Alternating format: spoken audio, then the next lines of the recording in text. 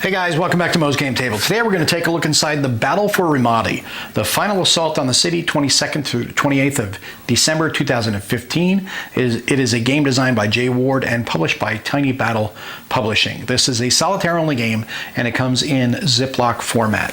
So let's take a look inside the bag and see what you get. For those unfamiliar, the Battle of Ramadi was the Iraqi security forces, the ISF, trying to take back control of the city from ISIS, as well as gaining control of the administrative complex at the center, which is the focal point of this game. But we'll take a look at the components. You get your rule book, which is 13 pages, and we'll come back to that. We've got our counters, big 1-inch counters. I just popped one out. We've got, these are ops. We've got ISIS, we've got assets, and we've got Army, looks like counterterrorism units, Army infantry units, Iraqi Army that is, militia, police units, artillery bridge units, breachers, tanks, and we've got some U.S. ground assets. These are special forces, as well as ISR drones and bombers from the UK and from the United States. And we've got our Anbar Operations Center here and our map of Ramadi. And that is the map, and we've got our Operations Center here, so you'll be controlling all of your units and assets from here, from the available pool. You've got your ground asset pool, what can be transferred and what air assets you have, what's expended. That's how you'll keep track of those. And then the units that you push around on the map here, you're going to have your entry points on the outskirts here of the city. And then this is a central focal point here, the government complex that you want to get. And you also have the Justice Compound, you've got the Grand Mosque, the stadium, and the hospital, and the Ramadi East Station as well, that are major landmarks. And then you have 4 or 5 bridges here, 3 on this side, 2 on this side. That's why you've got bridging units in case, I'm assuming that the bridges can be destroyed by ISIS, and which would force you to use bridging units, or possibly if you need to cross at a different location, if you are denied access on the bridges that are available to you. Take a look inside the rule book here. Like I said, it goes up to 13 pages, and we've got designer's notes start on page 12. The rules start on page 2, so about 10 pages of actual rules. The rest is background, historical notes, and designer's notes. It goes into a little introduction about the Battle of Ramadi, game components, and what all of the different types of counters are.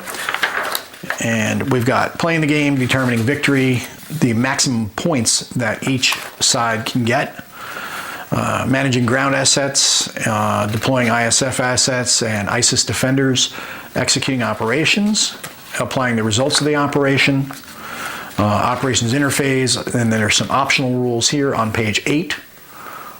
When you're going to, if you want to call in, like for drones and ISF, calling in CAS, having a variable game length so you can change things up.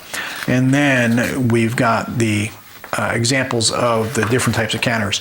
We've got counterterrorism service for the Iraqis, mechanized infantry, national police, emergency battalion, and militia.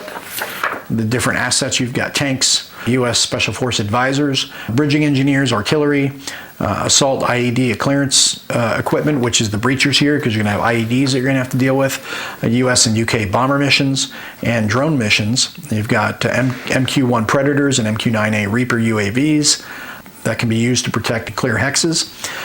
And then you have front ops. This is used to indicate hexes to be the subject of ISF operations. So that's what those ops cards are, or counters are.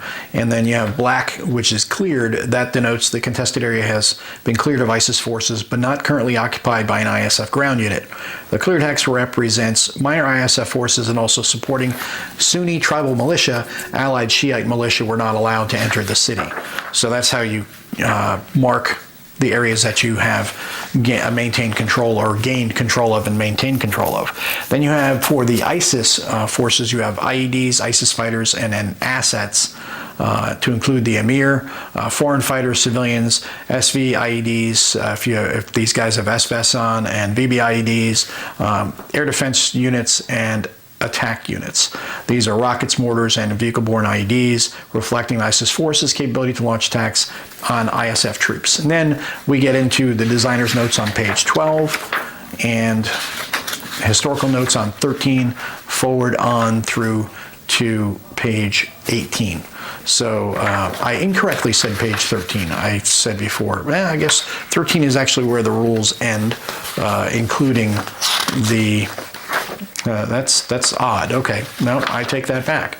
It does say page 13 is where the rules end, but that's what it says here in the back of the book. It starts, or the index, and it goes to historical notes. So the rules don't end on 13. Actually, the rules themselves truly end on page 8. So very short rule book, only 6 pages from page 2 to page 8. So really easy to get on the table and flip through this and learn it real quick. That's actually the rules that you're going to have for the game. The rest of it is supporting material explaining the different types of counters in the game, as well as the historical notes and designer's notes. So that makes it that much quicker to get on the table and have some fun with. But that is a look at Battle for Ramadi, the final assault on the city, 22nd through the 28th of December 2015, as we get very close to the 3-year anniversary of the battle. Depending on when this video drops, it may actually be during the 3-year anniversary of the battle.